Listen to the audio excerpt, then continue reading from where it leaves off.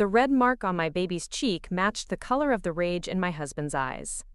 I never thought my own sister would hurt our daughter, but when she did, she unleashed something far more powerful than family drama. She activated a naval fleet commander's protective instincts. And what happened next changed everything. Before we jump back in, tell us where you're tuning in from, and if this story touches you, make sure you're subscribed, because tomorrow, I've saved something extra special for you. I still remember the soft weight of my newborn daughter cradled against my chest, her tiny fingers curled around mine as I breathed in her sweet scent.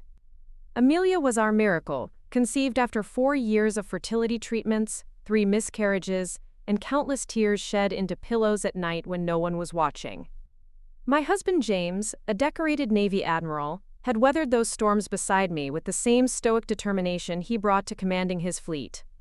When we finally brought our daughter home, wrapped in a pale yellow blanket hand-knitted by my grandmother, it felt like crossing a finish line we'd been running toward for years. The nursery was a sanctuary of peace, walls painted a gentle seafoam green with hand-painted sailboats and lighthouses, a nod to James' naval career. I'd spent hours arranging stuffed animals on floating shelves, washing and folding tiny clothes with trembling hands, overcome with disbelief that we finally had a baby to wear them. After so much waiting, so much hoping, our home finally echoed with the sounds we'd longed for: soft coos, gentle lullabies playing from the speaker in the corner, the rhythmic creak of the rocking chair where I'd feed Amelia in the middle of the night. My sister Caroline had been there through everything, or so I thought.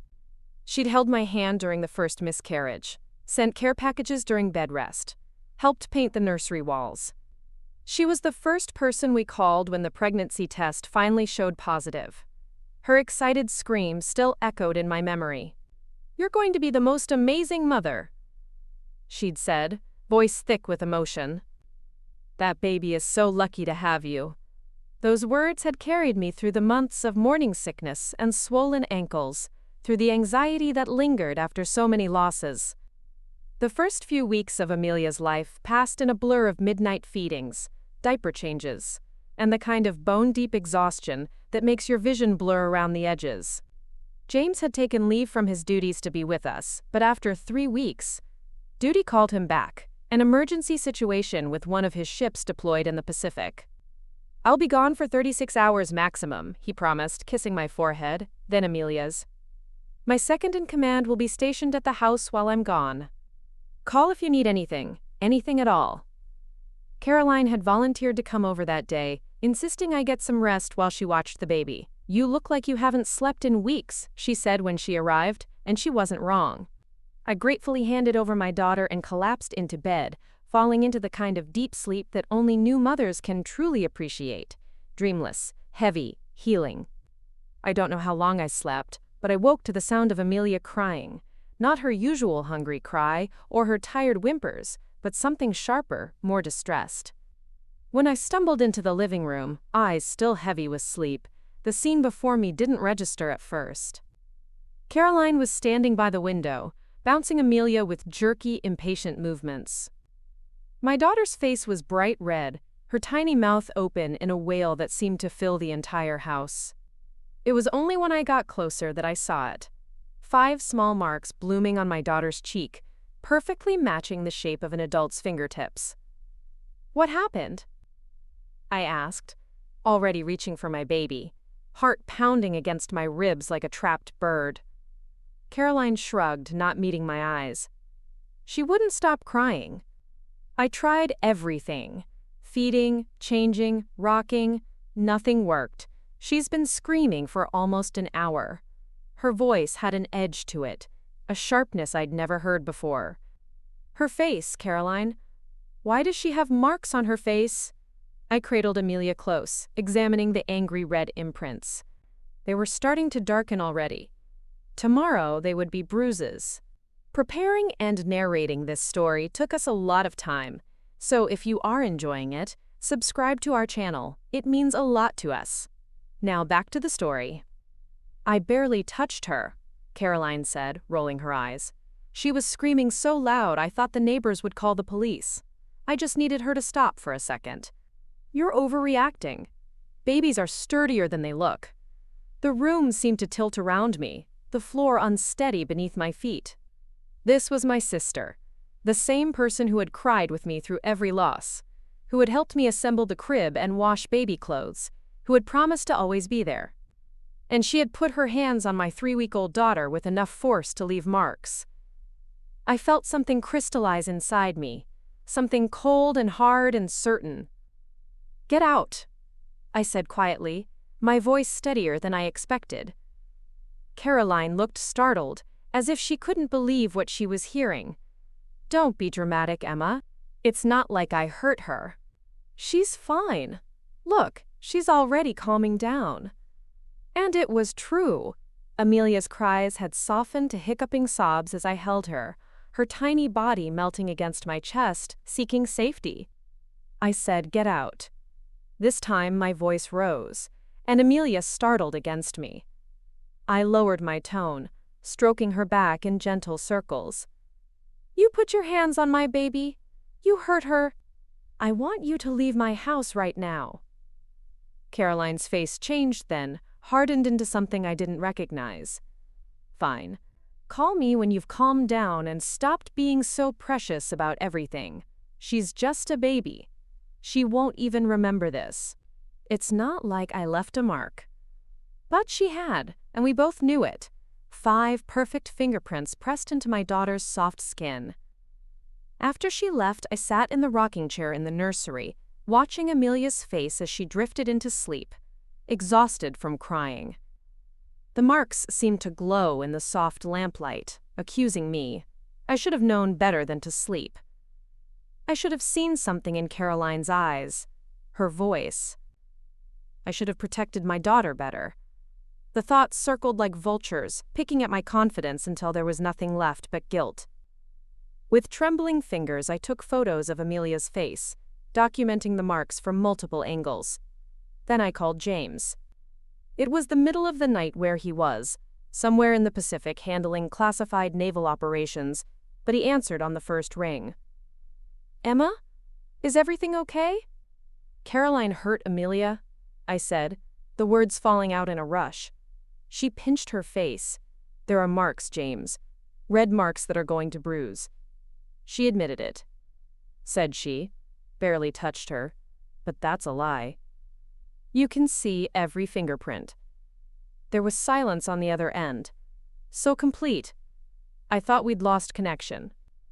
Then, James spoke, his voice so controlled, so measured, that I felt a chill run down my spine. In all our years together, through all the failed treatments and heartbreaks, I'd never heard him sound like this. "Send me the photos. Right now." I did, holding my breath as the images delivered. Another long silence then. "Lieutenant Phillips is outside our house, correct?" "Yes," I confirmed. James had stationed his most trusted officer outside our home while he was away. "Standard protocol when the Admiral was off base," he'd explained. Though I suspected it had more to do with his protective instincts than military procedure. "I'll be home in 8 hours. Until then, no one enters the house except Phillips. No family, no friends, not even your mother. No one. Phillips will arrange for a military doctor to examine Amelia within the hour. Document everything. And Emma?" His voice softened slightly. "This is not your fault. Do you understand me? Not your fault?" After we hung up, I sat in the quiet nursery, watching my daughter's chest rise and fall with each breath, the marks on her cheeks stark against her pale skin. Outside, I heard Lieutenant Phillips speaking sharply into his phone, car doors slamming as more uniformed personnel arrived at our home. Within 30 minutes, a military pediatrician was examining Amelia, taking photos, making notes in a file stamped with official Navy insignia. I answered her questions mechanically, still floating in a strange, disconnected space where my sister had deliberately hurt my child. "These marks were not accidental," the doctor said finally, her face professionally neutral, but her eyes kind. "The pattern and depth indicate deliberate pressure applied with significant force. This would have caused substantial pain." She hesitated, then added more gently, Admiral Morris will want to know. Have there been previous incidents? Any concerning behavior from your sister before today? Quote, I started to shake my head, but then memories began to surface. Caroline's strange comments when Amelia was born, her tight smile when my mother cooed over the baby, the way she'd mentioned 3 times how lucky I was to still have my figure after pregnancy. Small things, nothing I would have noticed if I hadn't been looking for them. She's been different since Amelia arrived. Distant, critical, but nothing that made me think she'd hurt the baby. The doctor nodded, making another note in her file. I'm required to report this to Child Protective Services, but given the circumstances and your immediate protective actions, I don't anticipate any concerns about your care. Admiral Morris has also initiated his own investigation through naval intelligence. My head snapped up at that. Naval intelligence? For a family matter? The doctor's expression didn't change, but something in her eyes did. A flash of understanding, perhaps even sympathy. Mrs. Morris, when someone assaults the child of a high-ranking naval officer, it becomes more than a family matter. Your husband commands a significant portion of our Pacific Fleet. His enemies, and he has them, both foreign and domestic, would be interested in any vulnerability. The Admiral is being thorough, as is his way. After she left, I sat by the window, watching as more naval personnel arrived, some in uniform, others in civilian clothes with the unmistakable bearing of military men. They moved with quiet efficiency, setting up a perimeter around our property, checking sight lines, speaking into discreet earpieces. I should have felt safer, but instead I felt a growing sense of dread. James was mobilizing forces as if we were under attack, because in his mind, we were. My phone buzzed with a text from Caroline. You're overreacting. Call off your guard dogs before this gets ridiculous. I stared at the message, wondering how she knew about the increased security, then realized she must have driven by the house. Was she watching us? The thought sent a shiver through me. I showed the message to Lieutenant Phillips, who took a photo of my screen without comment and made a call. 8 hours later, almost to the minute, I heard the distinctive sound of helicopter blades chopping through the air. James had bypassed regular transport and requisitioned a military helicopter to get home faster. When he walked through the door, still in his full-dress uniform, the control in his face was frightening to behold. He examined Amelia's face in silence, one finger gently tracing the air above the now purpling bruises, not touching, just mapping the damage.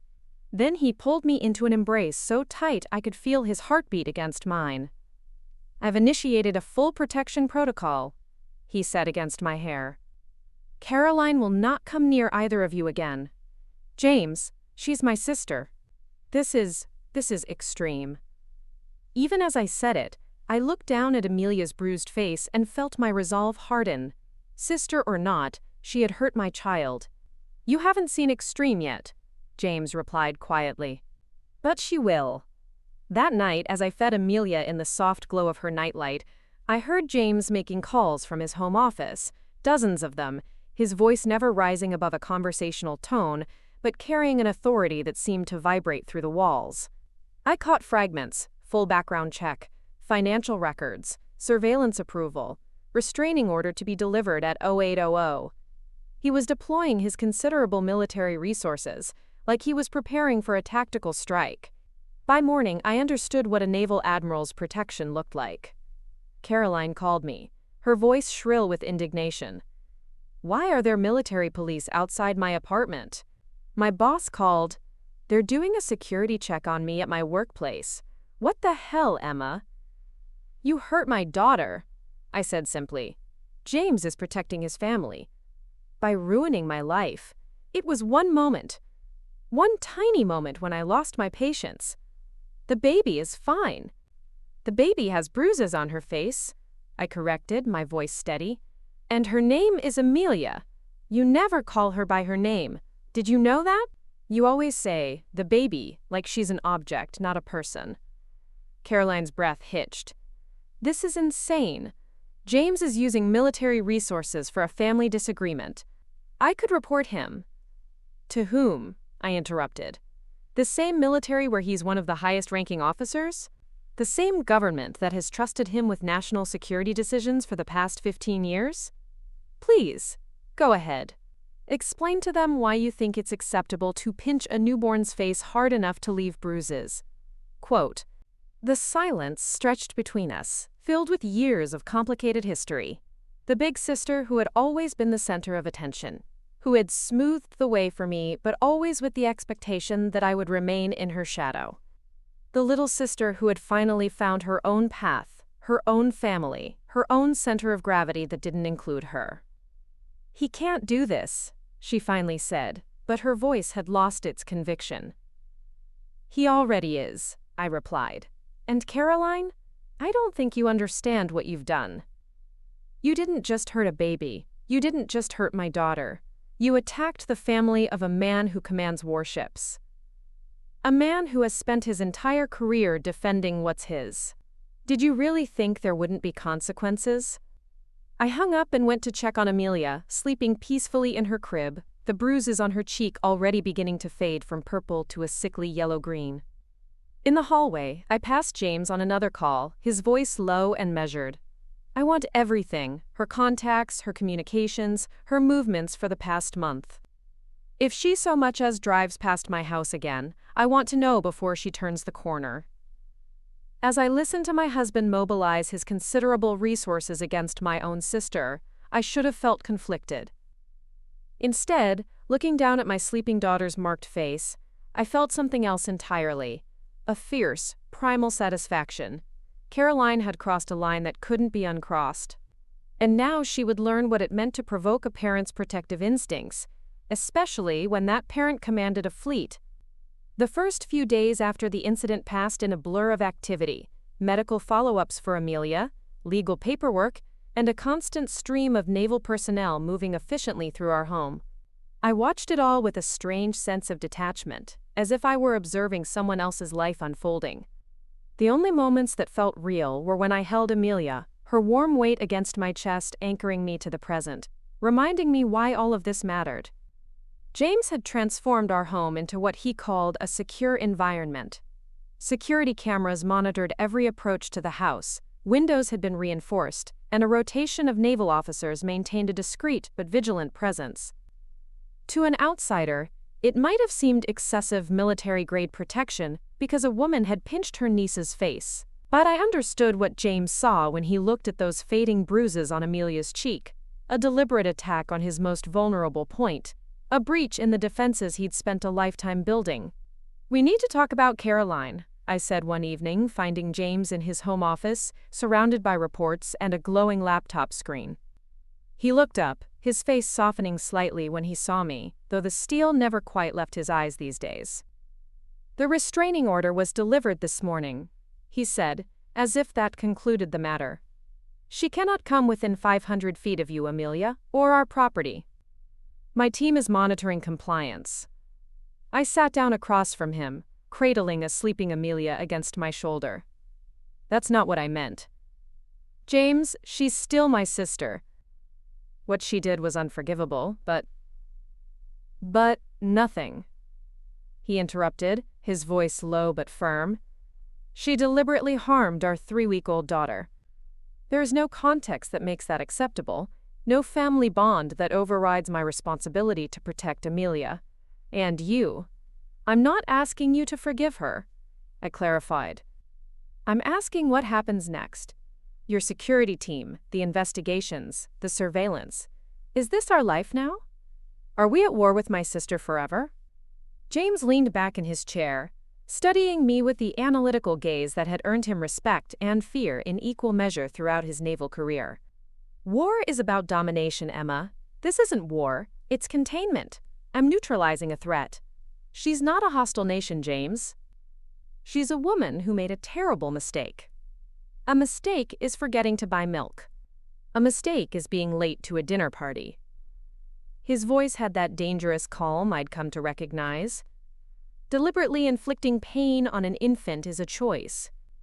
And choices have consequences. Before I could respond, his secure phone buzzed. He glanced at it, then back at me. "This is Admiral Chen.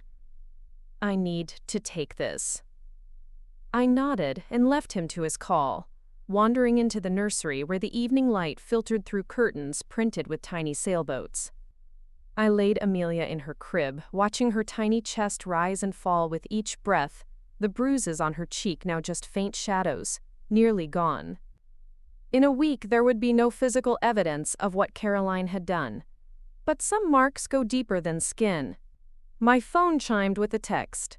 My mother, asking if she could visit tomorrow. She'd been caught in the crossfire of this family fracture, trying desperately to mediate between her daughters, while also processing her own shock and horror at what Caroline had done. I texted back a simple yes, then hesitated before adding, "Has Caroline said anything to you?" The typing indicator appeared, disappeared, then reappeared. Finally, she says James is destroying her life, that she lost her job because of the military background check, that she can't go anywhere without feeling watched. I stared at the message, conflicting emotions churning inside me. Part of me, a small, fierce part, one barely recognized, felt vindicated. Let her feel watched. Let her know what it's like to feel vulnerable, unprotected. Let her experience a fraction of the violation I felt when I saw those marks on my daughter's face. But another part, the part that remembered building blanket forts with Caroline when we were kids, the part that recalled how she'd held my hand through our father's funeral, the part that knew she'd been my first phone call after every positive pregnancy test and every devastating loss. That part ached with a grief so profound it felt physical. "What happened to you?" I wanted to ask her. "When did you become someone who could hurt a baby? My baby?" But I knew the answer, or at least part of it. Caroline had always been the golden child, beautiful, accomplished, the center of attention. When I married James, when I finally became pregnant after years of trying, when Amelia was born, suddenly, the spotlight had shifted. For the first time in our lives, I had something Caroline didn't, something she couldn't eclipse or diminish or make about herself. Before we jump back in, tell us where you're tuning in from, and if this story touches you, make sure you're subscribed, because tomorrow, I've saved something extra special for you. The next morning, my mother arrived bearing homemade bread and a tentative smile. She cooed over Amelia, careful not to mention the fading marks on her cheek, though her eyes lingered on them when she thought I wasn't looking. We settled in the living room, the baby monitor placed carefully on the coffee table between us. "Caroline's been let go from her job," my mother said finally, stirring her tea with measured movements. "Something about a security concern." I nodded, unsurprised. "James has connections at her company. They do government contract work." "Emma," my mother's voice was gentle but strained, "don't you think this has gone far enough? What Caroline did was terrible. I'm not excusing it. But she's losing everything. Her job, her reputation, her sense of security. She says people look at her differently now, like they know something about her." "They do know something about her," I replied quietly. "They know she hurt a defenseless baby." My mother set down her teacup with a sharp click. "And she should face consequences for that. But this, what James is doing, this is something else entirely. It feels like persecution." "It's protection," I corrected, echoing James' words from days earlier. "He's ensuring she can never hurt Amelia again. By using military resources against a civilian, by having her followed, by interfering with her employment." My mother's voice rose slightly. "Emma, this isn't just about Caroline anymore. James is using his position, his power, in ways that should concern you." I felt a flicker of doubt, quickly suppressed. "He's doing what any father would do to protect his child."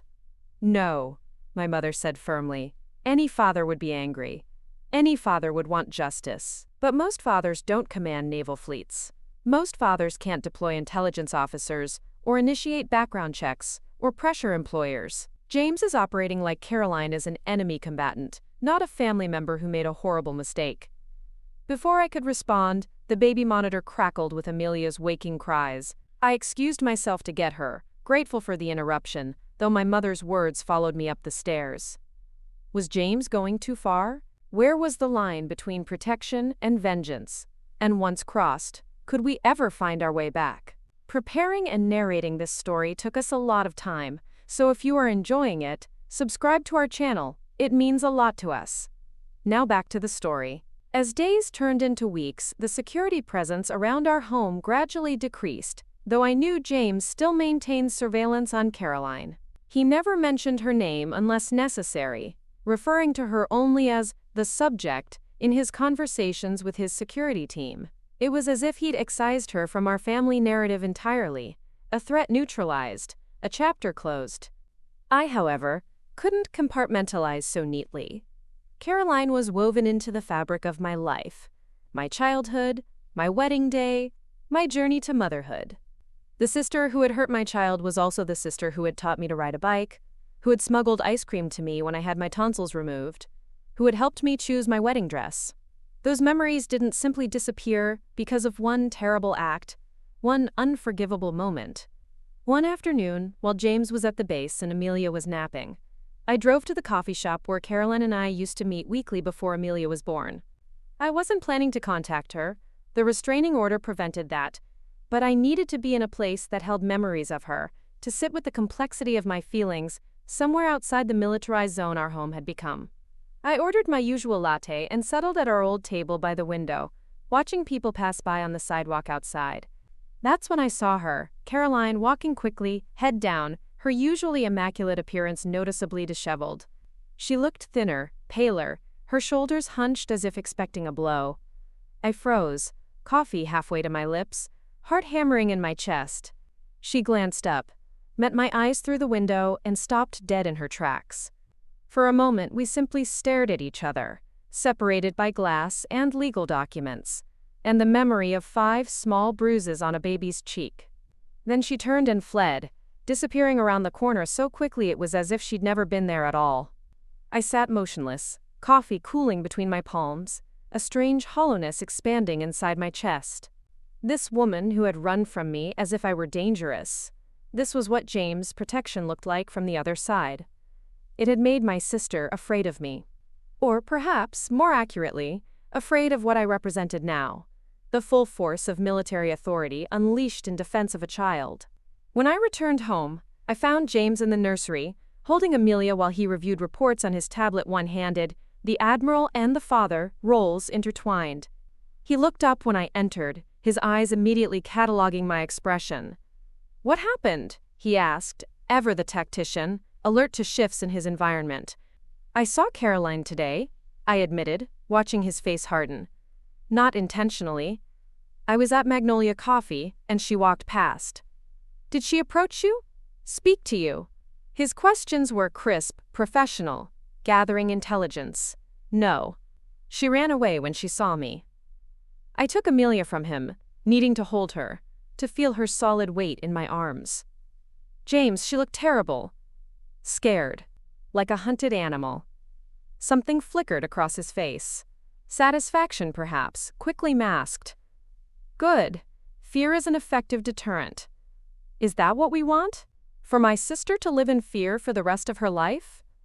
"What I want," he said precisely, "is for our daughter to be safe. For the person who deliberately harmed her to understand that such actions have profound consequences. For the threat to be neutralized permanently." "The threat," I repeated softly, "not Caroline, not my sister. The threat. In this context, they are one and the same." He set down his tablet, moving closer to us, one hand gently stroking Amelia's head. "Emma, I understand this is painful for you. Family bonds run deep. But my responsibility, our responsibility, is to Amelia first. Always." I couldn't argue with that. Looking down at our daughter's peaceful face, I knew I would do anything to protect her. But was protection the same as punishment? And where did it end? That night, I couldn't sleep. I kept seeing Caroline's face through the coffee shop window, the fear in her eyes, the way she'd run as if pursued. I slipped out of bed and went to the nursery, where Amelia slept soundly in her crib, one tiny fist curled beside her cheek, the same cheek that had once borne the imprint of her aunt's fingers. My phone buzzed with a text. Unknown number, but I knew instantly who it was. "I lost my apartment today. Background check for new tenants. They found the restraining order. I'm sleeping in my car. Is this what you and James wanted?" I stared at the message, tears blurring my vision. No, I wanted to text back. I never wanted this. I wanted my sister back. The one who would never hurt my child. The one who would be Amelia's beloved aunt, her confidant, her protector. I wanted to rewind time to before those 5 small bruises, before James deployed his resources like weapons, before our family fractured along fault lines we never knew existed. But I didn't text back. Instead, I deleted the message and blocked the number, because while I grieved for the sister I'd lost, I would not risk the daughter I'd found. If protecting Amelia meant Carolyn suffered, then that was the price of her actions. She had made her choice that day in our living room. Now we were all living with the consequences. The following week, I received an envelope in the mail. No return address, just my name written in familiar handwriting. Inside was a letter, Caroline's neat script, now uncharacteristically shaky. Emma, I know you won't respond to my texts. I know you've blocked my calls. This is probably my last chance to reach you before I leave town. Yes, I'm leaving. Not just the neighborhood or the city, but the state. There's nothing left for me here now. Your husband has seen to that. I want you to know that I understand what I did was wrong. In that moment when Amelia wouldn't stop crying, when nothing I did seemed to help, I felt so frustrated, so helpless, so angry. Not at her, but at the situation. At how easily motherhood seemed to come to you when everything always came so hard to me. At how James looked at you both like you were his entire world, when no one has ever looked at me that way. It wasn't Amelia's fault, it wasn't your fault. It was mine, my jealousy, my inadequacy, my failure to control my own emotions. I hurt a baby. I hurt your baby. And for that, there is no excuse, no explanation that matters. But Emma, what James has done in response, it's beyond protection. He's systematically dismantled my life. I've lost my job, my apartment, my friends, my reputation. People look at me like I'm a monster. Maybe I am. Maybe I deserve all of this. But I need you to know that I never meant to hurt Amelia. I never meant to become someone you had to protect your daughter from. I'm leaving on Tuesday. Starting over, somewhere no one knows me, somewhere James. Influence doesn't reach. I don't expect forgiveness. I don't even expect you to read this letter. But if you do, please know that I'm sorry. Not just for what I did to Amelia, but for what it cost us both. Your sister, Caroline. I read the letter twice, then folded it carefully and placed it in my jewelry box. Not thrown away, not kept close, but preserved somewhere between memory and present.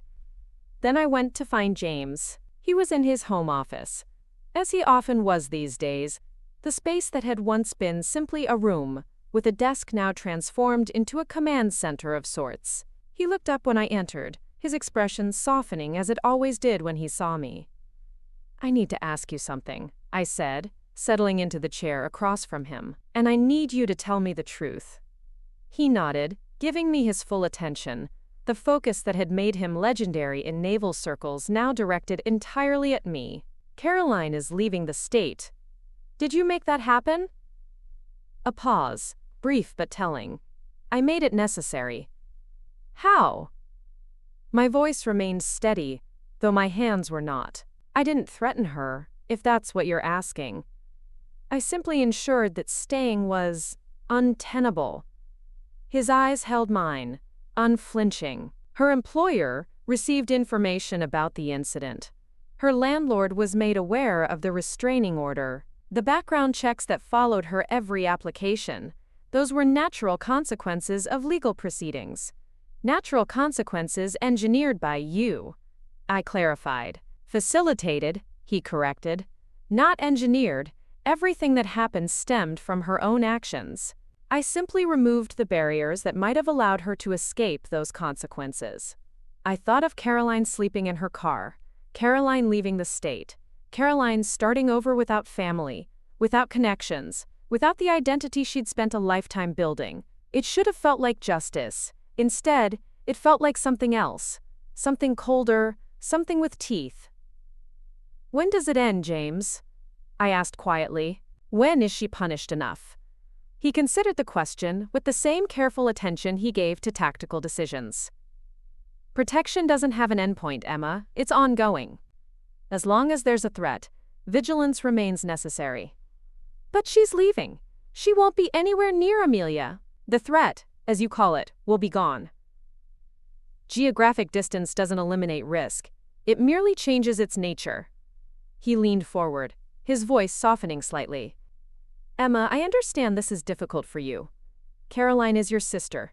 You share history, blood, memories. But the moment she put her hands on our daughter, she became something else to me. A demonstrated threat to the most vulnerable person in my care. I cannot, will not approach that reality with anything less than absolute resolve.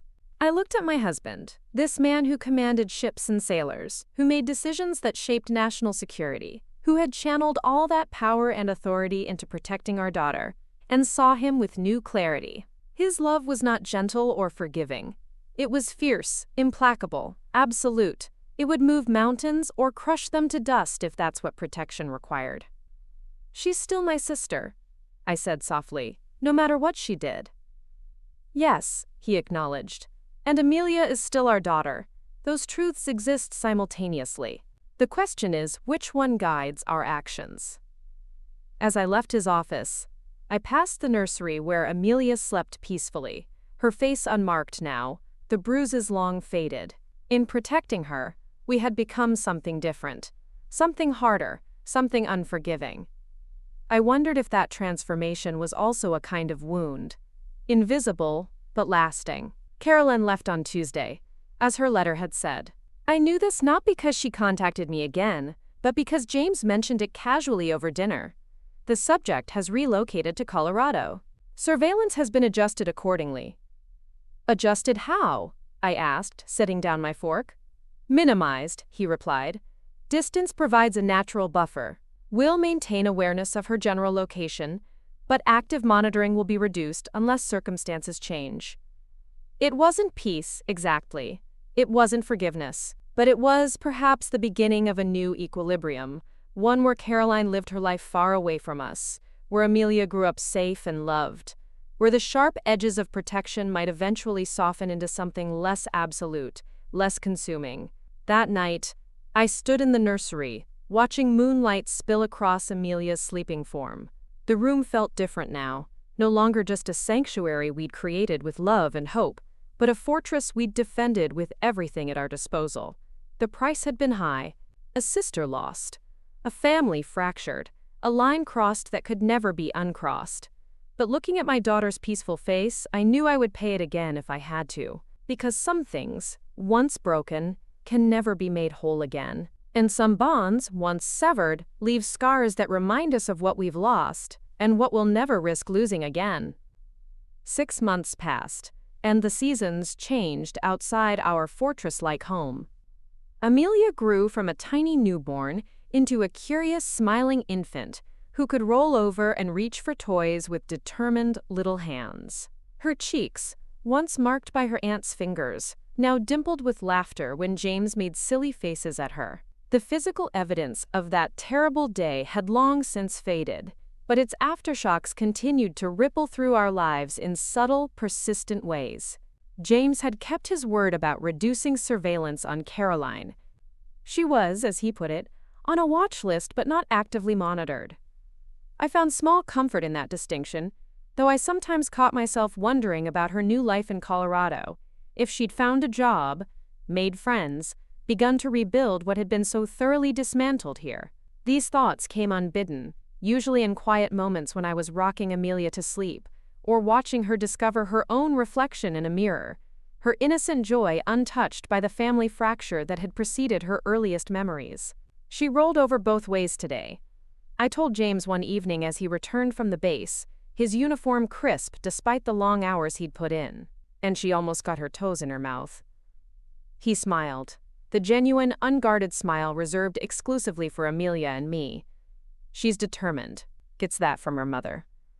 He lifted her from her playmat, his large hands gentle as they always were with her. Amelia gurgled happily, recognizing her father despite his often irregular hours. The bond between them was visceral, undeniable, a connection forged in protection and love. Bath time? He asked, already heading toward the stairs, Amelia secure against his chest. I followed, watching as my husband, the same man who commanded hundreds of sailors and made decisions that could alter international relations, carefully tested the water temperature with his elbow before lowering our daughter into her tiny tub. His movements were precise, efficient, as they were in all things, but softened by tenderness. In these moments the Admiral receded, and only the father remained. "I received a report today," he said casually, as he cupped water over Amelia's shoulders, careful to keep it from her eyes. "Caroline has secured employment in Denver, teaching position at a private school." My hands stilled as I was folding a towel. "You're still having her tracked." Not tracked, monitored. The distinction seemed important to him. Basic information only: employment, residence, general stability indicators. "Why?" I asked, though I already knew the answer. "Because information is security," he replied simply, lifting Amelia from the water and wrapping her in the towel I held out. "Knowledge prevents surprises. Surprises are vulnerabilities." I took our daughter, breathing in her clean baby scent as I dried her tiny limbs. "She's hundreds of miles away, James. She hasn't attempted contact in months. At what point do we just let it go?" "Let what go?" he asked, his voice even. "The monitoring? Or what she did?" The question hung between us, heavy with implications. In truth, I wasn't sure myself. The anger had dulled over time, transformed into something less raw, but no less present. A quiet awareness that someone I had trusted completely had betrayed that trust in the most fundamental way. The sister I had known was gone, replaced by a woman who had left marks on my child's skin. And yet, the memories of who she had been before still visited me sometimes, catching me off guard with their clarity and warmth. "I don't know," I admitted finally. "Both. Neither. I just wonder if there's an endpoint to all of this." James was quiet as he drained the bathwater, his movements methodical. When he spoke, his voice was thoughtful. "In the Navy, when we neutralize a threat, we don't simply declare victory and move on. We maintain awareness, we watch for patterns. We ensure the situation remains stable." He turned to face me, his expression softening as he looked at Amelia, now drowsy in my arms. "This isn't about punishment anymore, Emma. It's about prevention." I nodded, understanding his perspective even as I wondered about my own. What did I want? Reconciliation seemed impossible, forgiveness unearned. And yet, the absolute severance of a lifelong bond left its own kind of wound, one that occasionally throbbed with phantom pain, reminding me of its presence. Before we jump back in, tell us where you're tuning in from, and if this story touches you, make sure you're subscribed, because tomorrow, I've saved something extra special for you. The following week brought unexpected news. My mother called early one morning, her voice strained with emotion. "Caroline's engaged," she said without preamble, "to a man she met in Colorado. The wedding is in 3 months." I sat down at the kitchen table, phone pressed to my ear, a strange hollowness expanding in my chest. "How do you know?" "She called me last night, first time in months." My mother's voice wavered. "She wants me to come to the wedding. Just me, not you or James or Amelia. She said it would be too complicated." Too complicated. Such a mild phrase for the chasm that had opened between us.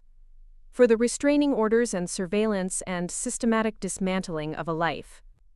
For the 5 small bruises on a baby's cheek. "Are you going?" I asked, already knowing the answer. "She's my daughter too, Emma." A pause, heavy with unspoken words. "I haven't told her yes yet. I wanted to talk to you first." "You should go," I said, surprising myself with how much I meant it. "She needs someone from before. Someone who knew her when she was whole." My mother's relief was palpable. "Thank you for understanding." "And Emma?" She asked about Amelia. Just how she was doing, if she was healthy, happy. Nothing more. After we hung up, I sat at the kitchen table for a long time, watching sunlight creep across the floor, listening to the quiet sounds of Amelia babbling through the baby monitor. Caroline, engaged. Caroline, building a new life. Caroline, asking about the niece she'd hurt, and then lost. It felt like a page turning, a chapter closing, not with reconciliation, but with distance. A clean break healing imperfectly, leaving a scar that would always mark the place where something had been severed. When James came home that evening, I told him about the engagement. He received the news with his characteristic composed attention, asking precise questions. Who was this man? What was his background? Had he been vetted? James, I interrupted gently, this isn't a security threat. It's my sister getting married.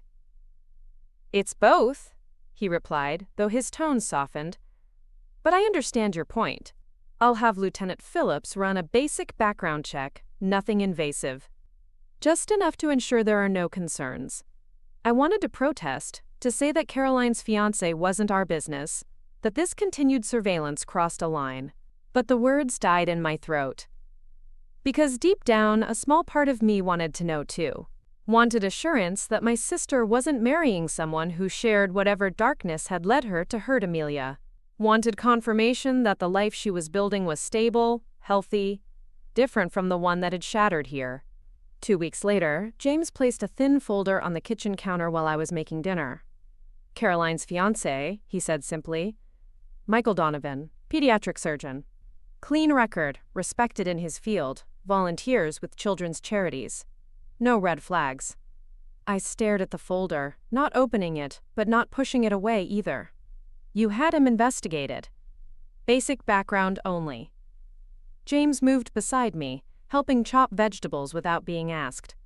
Professional history, criminal check, financial stability, nothing intrusive. And he passed your inspection? I couldn't keep the edge from my voice. James paused, knife suspended above the cutting board. It wasn't an inspection, Emma. It was due diligence.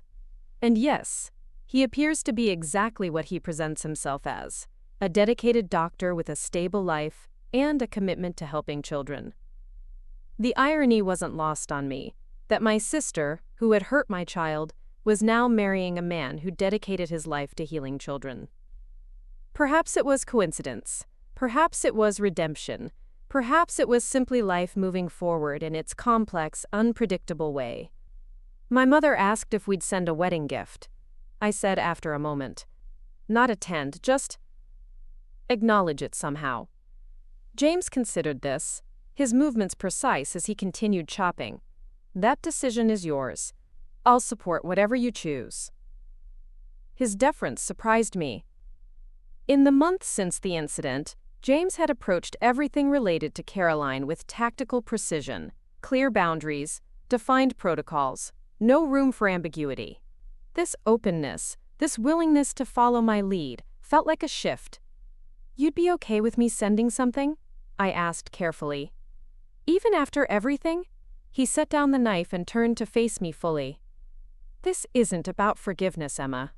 It's about your relationship with your sister. What's left of it? What you want it to be going forward. I won't interfere with that, as long as it doesn't compromise Amelia's safety. I studied my husband's face, the determined set of his jaw, the clarity in his eyes, the subtle softening around his mouth when he looked at me. He hadn't changed his position on protection, hadn't relaxed his vigilance. But he was making space for my feelings, my history, my complicated grief, over a relationship that had defined much of my life before him. Before Amelia. Thank you, I said softly, meaning it. That night, after putting Amelia to bed, I sat at our desk with a blank card before me. What do you write to a sister who hurt your child? Who is now marrying a man who heals children? Who has been exiled from your life partly by her own actions and partly by the consequences engineered by your husband? In the end, I kept it simple, wishing you happiness in your new beginning. The card contained no forgiveness, no accusations, no reopening of old wounds. Just an acknowledgement that life continued, that new chapters began even after painful endings. I included a check, not extravagant, but not symbolic either, enough to matter. I sealed the envelope and addressed it to the Colorado address James had in his files, then left it on the counter to mail the next day. It felt like a small gesture, inadequate to the magnitude of what had happened between us. But it was something. A thread not reconnected but acknowledged. A history not erased but honored in its complexity. My mother attended the wedding alone, returning with carefully edited stories and a few photos that didn't include the bride. She looked happy, my mother said cautiously. At peace, maybe. Different than before. Different how? I asked, unable to stop myself. Quieter. More thoughtful. My mother hesitated. She asked me to thank you for the card. Said it meant more than you could know. I nodded, not trusting myself to speak. What had I expected? That a wedding gift would heal what had been broken? That acknowledging her new beginning would somehow erase what she'd done? The bruises on Amelia's cheek had faded months ago, but their imprint remained, not on her skin, but on our family, on our sense of safety, on our understanding of what people were capable of doing to those they claimed to love. Life settled into new patterns. Amelia reached milestone after milestone, sitting up, crawling, pulling herself to stand, her first tentative steps holding onto the coffee table. James continued his naval duties but arranged his schedule to be home more, establishing routines that gave our daughter stability and security. The military presence around our home gradually receded, though certain protective measures remained in place. The security system, the cameras, the careful monitoring of who had access to our family. On Amelia's first birthday, we hosted a small celebration in our backyard. James, naval colleagues and their families mingled with my friends from work, everyone cooing over Amelia in her pale yellow dress as she smashed cake between chubby fingers. My mother was there, taking photos and helping serve food, careful not to mention the one person conspicuously absent from the family gathering. As the party wound down and guests began to leave, James, second in command, Commander Ellis, approached us with his wife and young son. Admiral, Mrs. Morris, he said with a warm smile, we wanted to thank you for including us today, and to give Amelia this. He handed over a beautifully wrapped package. Inside was a handcrafted wooden puzzle, each piece shaped like a different sea creature. My father makes these, Ellis explained. Each one is unique. It's beautiful, I said sincerely, watching as Amelia immediately reached for the colorful pieces. Thank you so much. As they turned to leave, Ellis, wife lingered, touching my arm lightly. I just wanted to say, she began, then glanced at her husband, who nodded encouragingly. What you and the Admiral did, after what happened with your sister, it made a difference for all of us. I blinked, confused. I'm not sure I understand. She smiled sadly. The Navy community, we're like family. We all heard what happened, how the Admiral responded. It sent a message that our children are sacred, that their protection comes before anything, even family ties.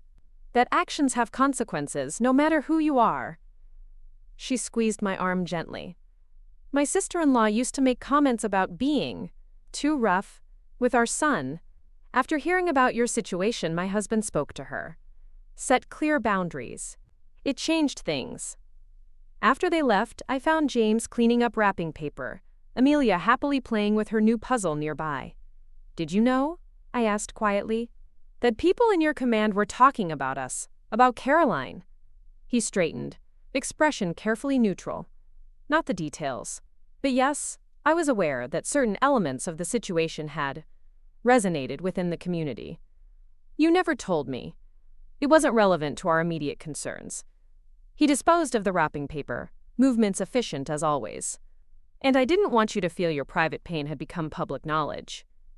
I watched my husband, this man who compartmentalized so effectively, who could separate strategic impact from personal cost, who had protected our daughter with every resource at his disposal, and felt a new understanding settle within me. What had happened with Caroline wasn't just our family trauma. It had become something else, a case study in boundaries, in protection, in consequences. A ripple effect touching other families, other children. Do you ever wonder about her? I asked suddenly. Caroline. If she's changed, if she regrets what she did, if she ever thinks about Amelia. James was quiet for a moment, watching our daughter examine a wooden seahorse with serious concentration. I don't spend time on those questions, he said finally, but I recognize that you do. That this loss is different for you than it is for me. She was my only sister, I said softly. For 29 years, she was there at every birthday, every holiday, every milestone, and now she's just gone. Sometimes it feels like a death, except I know she's out there, living a whole life I know nothing about. Would knowing more help? He asked, his voice gentle but direct. Would it change what happened? No, I admitted. But sometimes I wonder if we'll always be like this, strangers who used to be sisters. If Amelia will grow up never knowing her aunt. If there's ever a way back from what happened. James considered this, his tactician's mind visibly working through scenarios, weighing risks and benefits. I can't predict the future, he said finally, but I can tell you this. Protection doesn't have to mean permanent exile. It means carefully managed boundaries, verified safety, earned trust. He moved closer, one hand resting lightly on my shoulder. If, someday, you want to explore what a controlled reconnection might look like, I won't dismiss it outright. But it would need to be approached with the same level of caution and planning as any high-risk operation. It wasn't forgiveness, it wasn't reconciliation, but it was an opening, a recognition that even the strongest fortifications sometimes need gates, carefully guarded but not permanently sealed. That night, after Amelia was asleep in her crib, exhausted from her birthday celebrations, I found myself looking through old photos on my phone, scrolling back to before the incident, before the bruises, before the fracture. There was Caroline holding newborn Amelia in the hospital, her smile genuine, her eyes bright with tears. There was Caroline helping paint the nursery, a smudge of seafoam green on her cheek. There was Caroline at my baby shower, arranging gifts with careful attention to detail. Had there been signs even then? Some hint of the jealousy or frustration that would later explode into those 5 finger marks on my daughter's cheek? Or had it been a single terrible moment, a breaking point I couldn't understand because I hadn't lived inside her skin, her mind, her heart? I didn't delete the photos. But I didn't linger on them either. Instead, I put down my phone and went to check on Amelia one last time before bed. She slept peacefully, arms flung wide, completely trusting in her safety. Looking down at her perfect face, unmarked now for months, I felt the familiar surge of protective love. The same force that had driven James to deploy his resources. The same instinct that had made me choose my daughter over my sister without hesitation. Some choices, once made, can never be unmade. Some bridges, once burned, leave only ashes. But as I watched my daughter's chest rise and fall with each breath, I allowed myself to wonder if someday, not soon, but someday, there might be a new bridge, different from the old one. Not a return to what was, but a careful construction of something new, something with stronger foundations, clearer boundaries, and watchful guards at every approach. Not for my sake, or for Caroline's, but for Amelia, who deserved to know that even the deepest wounds can heal, that protection doesn't have to mean permanent division, that family is both a gift and a choice. That sometimes the most loving thing we can do is draw a line that says, no further. And sometimes the most courageous thing we can do is create a path back for those who have proven they can be trusted again. As I turned to leave the nursery, I caught sight of James standing in the doorway, watching us both with quiet attention. She's perfect, he said softly. She is, I agreed. And she's safe. Always, he promised, the word carrying the weight of naval fleets, of boundaries both visible and invisible, of a protection that would never waver, never compromise, never fail. It was a father's promise, an admiral's oath, a line drawn in sand that would never wash away. And for now, for tonight, that was enough. 3 years passed, each season bringing new changes, new developments, new milestones in our lives. Amelia grew from a wobbly toddler into a confident preschooler with her father's analytical mind and my stubborn determination. Her hair darkened to the same rich brown as mine, her eyes remained her father's clear blue, and her laugh, that was entirely her own, bright and uninhibited, filling our home with joy. James had been promoted to Vice Admiral, his responsibilities expanding, along with his influence within the naval command structure. The promotion came with new challenges, including more frequent travel and higher security protocols, but he remained steadfastly committed to maintaining a presence in Amelia's daily life. He read to her every night he was home, built elaborate blanket forts in the living room, and taught her to identify constellations from our backyard. Her small hand nestled trustingly in his, as they traced patterns across the night sky. As for Caroline, she remained in Colorado with her husband Michael, their lives intersecting with ours only through occasional updates from my mother and the minimal monitoring James still maintained, more habit now than active surveillance. She and Michael had purchased a home in a quiet suburb of Denver. She had advanced to department head at her school. They were active in local children's charities. And now, according to my mother's most recent call, they were expecting their first child. "A little girl," my mother said, her voice carefully neutral, testing my reaction. "Due in August." I absorbed this news while watching Amelia arrange her toy naval ships in precise formation on the living room floor, imitating her father's strategic mind even in play. "That's good news," I said finally, meaning it despite the complicated emotions swirling beneath the surface. "I'm happy for them." Caroline asked if it would be all right to send Amelia a gift for her 4th birthday next month. My mother continued, her tone cautious.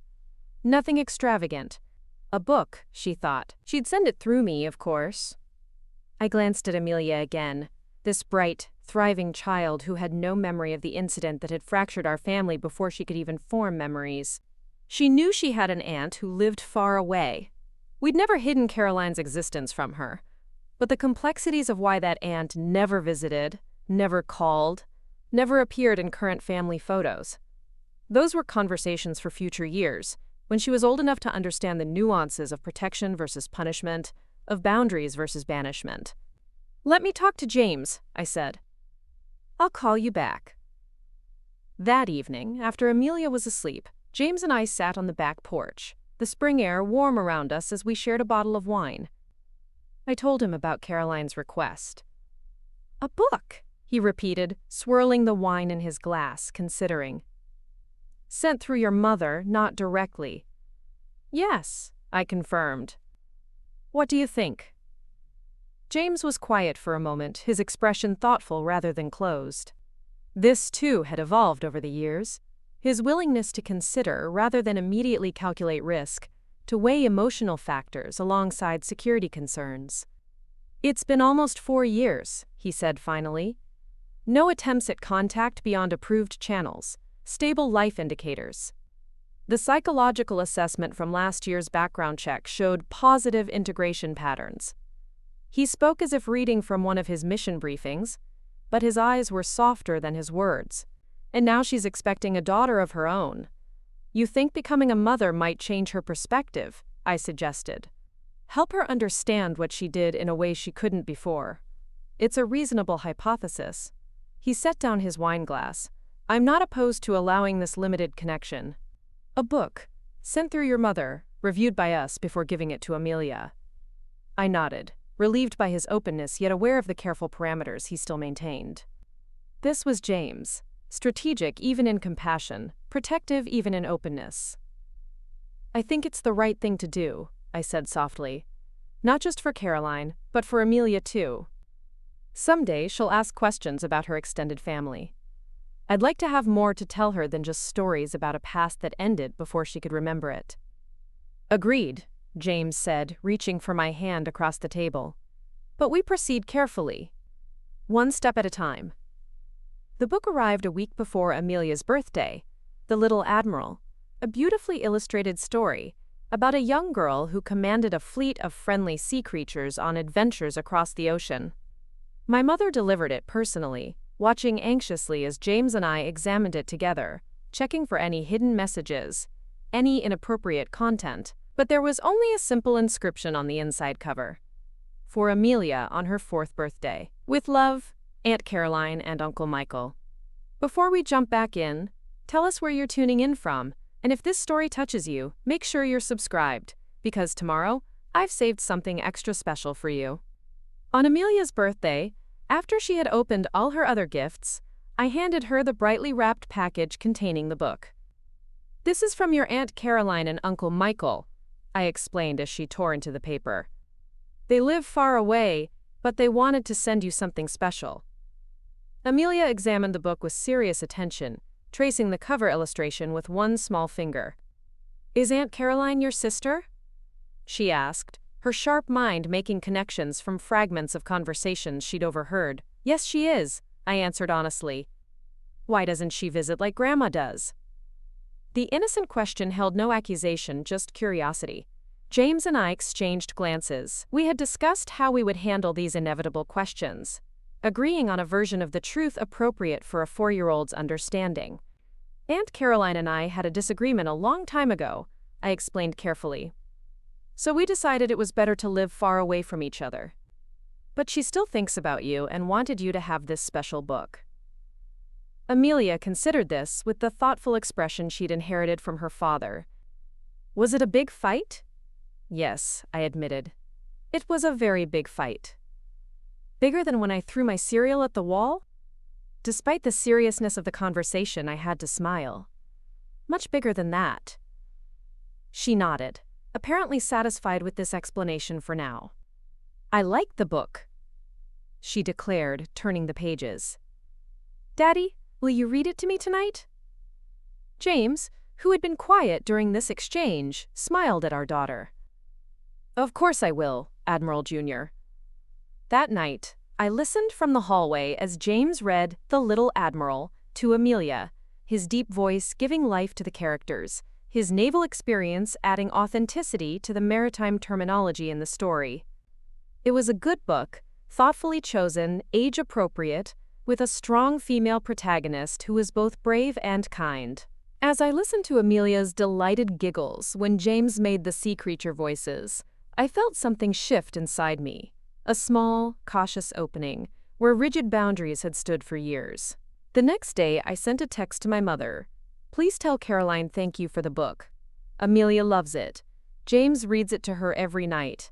My mother called back almost immediately. I just told Caroline your message, she said, her voice thick with emotion. She cried, Emma, said it was the best news she'd heard in years. I wasn't sure how to feel about that, about my simple message of thanks bringing my sister to tears. Had she expected rejection? Silence? Or was it the mention of James, the man who had systematically dismantled her life, now reading her gift to the child she had once hurt? The complexities of our situation could not be untangled with a single text, a single book, a single thank you. But perhaps they didn't need to be untangled all at once. Preparing and narrating this story took us a lot of time, so if you are enjoying it, subscribe to our channel. It means a lot to us. Now back to the story. 2 months later, a small package arrived at our home. Not through my mother this time, but directly to our address.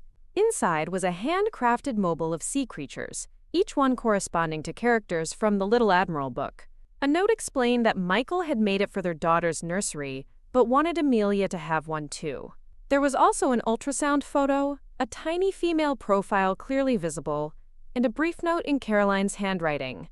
Meet your cousin Olivia due August 15th. If it's okay, we'd like her to know about her brave cousin Amelia someday. I showed everything to James that evening, watching his face carefully as he examined each item. They sent it directly this time, he noted, no accusation in his voice, just observation. Yes, I acknowledged. Does that concern you? He considered the question with his usual thoroughness. Not inherently. The contents are appropriate. The message is respectful of our boundaries. The request regarding their daughter is reasonable. He looked up at me. How do you feel about it? I'm not sure, I admitted. Part of me wants to maintain the distance, the safety it represents. But another part wonders if there's a middle ground. Not full reconciliation. Not yet. Maybe not ever. But something more than complete severance. James nodded slowly. Children have a way of reshaping priorities, he said, touching the ultrasound photo gently. When Amelia was born, my entire worldview shifted. Everything became about protecting her, creating a secure environment where she could thrive. He looked up at me, his eyes reflecting the complexity of his thoughts. Perhaps Caroline is experiencing a similar transformation now. You think becoming a mother might change her? I asked, echoing our conversation from months earlier. I think it might give her perspective she lacked before, he replied carefully, understanding what it means to be responsible for a vulnerable life. Feeling that fierce protective instinct firsthand, I considered this as I studied the ultrasound image, my niece Amelia's cousin, a new life connecting our fractured family whether we chose to acknowledge those connections or not. What would it look like? I asked finally. This middle ground, if we decided to explore it. James, ever the strategist, had clearly already considered this question. Controlled communication initially. Written exchanges, perhaps video calls at designated times. Any in-person meeting would be carefully structured. Neutral location, limited duration, my presence required. He paused, watching my reaction. Security protocols would remain in place, but they could be adjusted based on demonstrated behavior over time. You've thought about this, I said, surprised. I've considered various scenarios, he acknowledged. It's what I do. Anticipate possibilities, prepare contingency plans. That doesn't mean I'm advocating for immediate action. The decision is ultimately yours, Emma. She's your sister. And Amelia's aunt, I added quietly. And now Olivia's mother. That night, I composed a careful email to Caroline, our first direct communication in nearly 4 years. I thanked her for the mobile, congratulated her on her pregnancy, and acknowledged her request regarding our daughters knowing each other. I didn't make promises or specific plans, but I left the door open. Perhaps when both girls are a bit older, we can discuss what a relationship between them might look like. Her response came the next morning, brief, respectful of the boundaries still between us, but with an undercurrent of hope I couldn't miss. Thank you for writing directly, Emma. It means more than I can express. We understand this needs to happen slowly, on your terms and with Admiral Morris's approval. We're prepared to follow whatever guidelines you establish. Michael and I both want Olivia to know her family, all of her family, but we respect that trust has to be rebuilt one small step at a time. I showed the email to James, who read it with his usual careful attention. Her acknowledgement of my role in this decision is significant, he noted, as is her explicit acceptance of guidelines and boundaries. You think she means it? I asked, still uncertain despite the measured hope growing within me. I think she understands what's at stake, he replied. And I think becoming a parent changes people, sometimes profoundly. Over the next few months, as Caroline's pregnancy progressed, a cautious line of communication developed. I sent her occasional updates about Amelia, her first day of preschool, her growing collection of toy ships, her impressive vocabulary.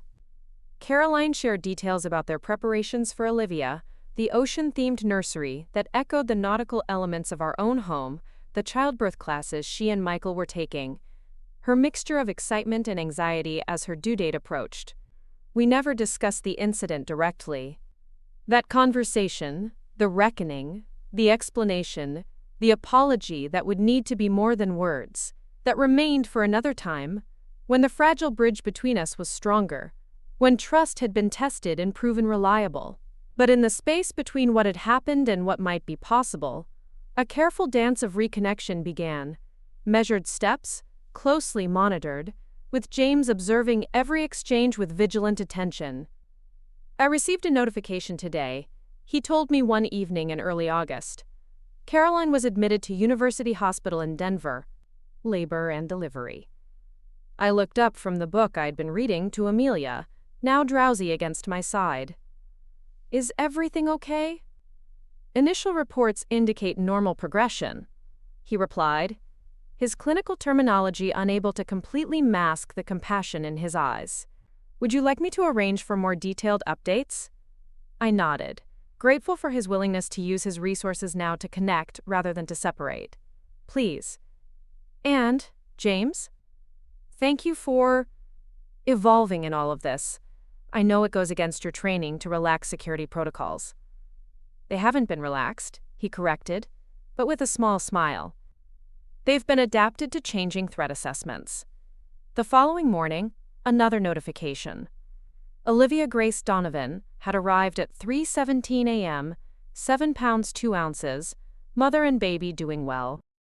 James showed me the brief report on his secure tablet, then hesitated. Would you like to call her? I can arrange a secure line. The offer stunned me.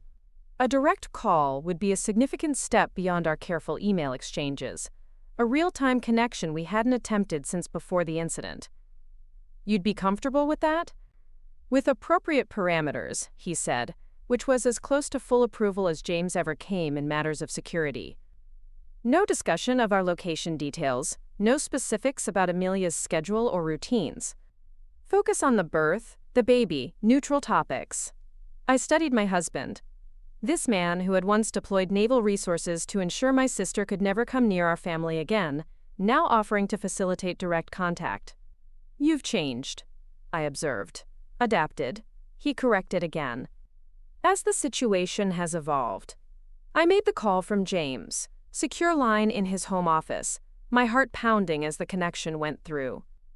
When Caroline answered, her voice sounded different, softer, more tentative, exhausted but joyful. "Emma?" she breathed, as if afraid I might disappear. "Is it really you?" "It's me," I confirmed. "James told me Olivia arrived this morning.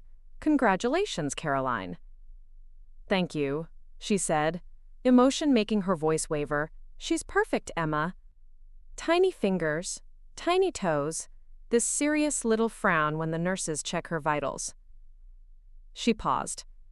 "It makes me understand, in a way I never could before, what I did. What I almost cost you." It was the closest we had come to discussing the incident directly, and I felt my throat tighten. "Let's talk about Olivia today," I suggested gently. "There will be time for the rest later."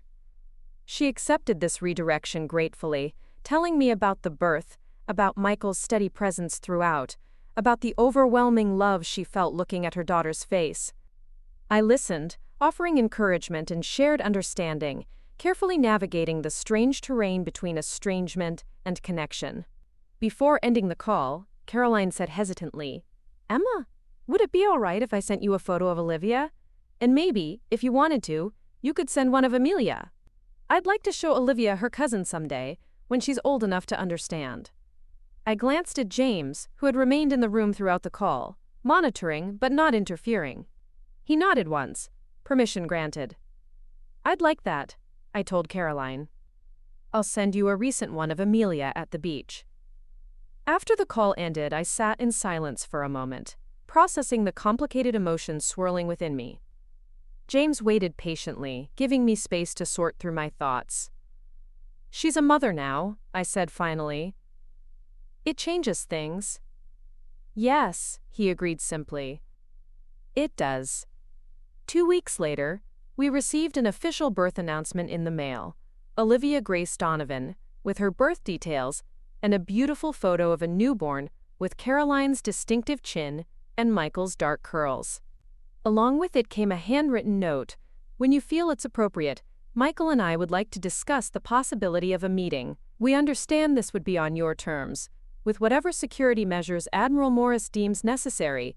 No pressure, no timeline, just an open door when and if you're ready." I showed the note to James, who read it with his usual careful attention. "What do you think?" I asked when he looked up. "I think," he said slowly, "that 4 years is a significant monitoring period. I think becoming a parent changes one's perspective fundamentally. And I think we have established sufficient security protocols to manage a controlled initial meeting." "You're saying yes," I translated, surprised. "I'm saying I would not object to preliminary planning for a potential supervised interaction at a secure location," he clarified, ever precise in his language. But the softness in his eyes told me what his tactical terminology couldn't, that he understood this mattered to me, that he was willing to take this carefully calculated risk, that protection didn't have to mean permanent isolation. 3 months later, on a crisp November afternoon, we met in a private room at a restaurant halfway between our home and the Denver airport. James had arranged everything: security personnel discreetly positioned, background checks on all staff, multiple exit routes identified, every detail scrutinized with his characteristic thoroughness. Amelia, now 4.5, wore her favorite blue dress and asked a dozen questions on the drive. "Is Aunt Caroline nice? Does baby Olivia like books too? Why haven't I met them before? We had prepared simple answers, age-appropriate explanations that acknowledged the distance without delving into the painful details she was too young to understand. Sometimes grown-ups need time apart to figure things out, I explained, but now we're ready to get to know each other again. When Caroline entered the room, 3-month-old Olivia cradled against her chest, Michael at her side, I almost didn't recognize her. She looked both older and somehow lighter, as if she'd shed a weight I hadn't realized she'd been carrying all those years ago. Her eyes immediately found Amelia, widening slightly as she took in this niece she hadn't seen since infancy, now a chattering preschooler with opinions and questions and a personality all her own. "Hello, Amelia," she said softly, kneeling to meet my daughter at eye level while carefully supporting Olivia. "I'm your Aunt Caroline. And this is your cousin Olivia." Amelia, never shy, moved forward with confidence. "Hello, Aunt Caroline. Hello, baby Olivia. I'm 4.5. How old are you?" Caroline smiled, tears shimmering in her eyes. "I'm 36, and Olivia is 3 months old." "That's very little," Amelia observed seriously. "I have a book about a little admiral. Did you send it to me?" "I did," Caroline confirmed. "Do you like it?" "Daddy reads it in special voices," Amelia informed her. "He's an admiral, too. A real one." At this, Caroline's eyes lifted to James, who stood slightly behind me, his posture relaxed but vigilant. "Admiral Morris," she acknowledged, her voice steady despite the visible tension in her shoulders. "Thank you for allowing this meeting." James nodded once, formal but not cold. "Miss Donovan. Mr. Donovan. Congratulations on your daughter." The interaction was stilted, careful, laden with unspoken history and lingering caution. But as the meal progressed, as Amelia chattered happily and Olivia was passed carefully around the table, even to James, who held his niece with the same gentle competence he'd shown with Amelia, the atmosphere gradually warmed. Not to familiarity or comfort, we were far from that, but to something approaching civility, possibility, a tentative exploration of what might come next. Before we left, Caroline asked if she could speak with me privately for a moment. James hesitated, his protective instincts visibly warring with his rational assessment of the situation. 5 minutes. He finally agreed. In view, but not in hearing range. Caroline and I moved to the corner of the room while James supervised Amelia's fascinated examination of her sleeping cousin, now cradled in Michael's arms. "I need to say this," Caroline began without preamble. "I am so deeply sorry for what I did. There's no excuse, no explanation that makes it okay. I hurt your child. I betrayed your trust in the most fundamental way possible." Her voice wavered but didn't break. "Having Olivia has made me understand in my bones how monstrous that was. If anyone ever put their hands on her in anger." She couldn't finish the sentence, her eyes darting to her daughter with naked protective instinct that mirrored what I'd seen in James' eyes countless times. "I understand if you can never fully forgive me. I understand if Admiral Morris never fully trusts me again. But I want you to know that I am not that person anymore. And I will spend the rest of my life proving that, if you'll give me the chance." I studied my sister's face, the sincere regret in her eyes, the new maturity in her expression, the way motherhood had transformed her in ways both visible and invisible. "It won't be quick," I said finally. "Trust takes time to rebuild. James will always be cautious. It's who he is, how he loves, how he protects." "I know," she nodded. "And I respect that. We'll follow whatever boundaries you set. Take it as slowly as you need. I don't want Olivia to grow up without knowing her family. And I don't want to be the Aunt Amelia only knows through books sent in the mail." Looking back at our daughters, Amelia now gently touching Olivia's tiny hand while James watched with careful attention, I felt something shift inside me. Not forgiveness exactly. Perhaps forgiveness would come later, or perhaps it wouldn't. But something else. A recognition that healing didn't require erasing what had happened, that protection didn't have to mean isolation. that family could be simultaneously complicated and worth fighting for. Small steps, I said finally. Video calls first, then maybe visits, carefully planned, always with James present. We build from there, slowly, based on how it goes. Caroline nodded, tears spilling now. "Thank you," she whispered, "for this chance. I won't waste it." As we drove home that evening, Amelia chattering excitedly about her new cousin in the back seat, James reached across the console to take my hand. "You okay?" he asked quietly. I considered the question, sorting through the complex emotions of the day, the lingering caution, the tentative hope, the strange relief of speaking directly to my sister after years of silence and surveillance. "I think so," I said finally. "It's not forgetting what happened. It's just creating something new from where we are now." James nodded, his grip on my hand firm and reassuring. "Protection evolves," he said simply. "It doesn't disappear, but it adapts to changing conditions, new information, demonstrated behavior over time." I smiled at this typically James response, strategic, measured, but with an underlying compassion that had grown more visible over the years of our marriage. "Is that what your naval training taught you?"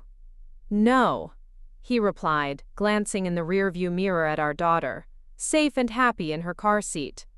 "That's what being Amelia's father taught me." In the months that followed, we maintained careful boundaries while gradually expanding connections. Video calls where the cousins could see each other, carefully worded emails between Caroline and me, occasional updates shared through secure channels. James never fully relaxed his vigilance. It wasn't in his nature, but he adjusted the parameters of his protection to accommodate this new reality where distance wasn't the only form of safety.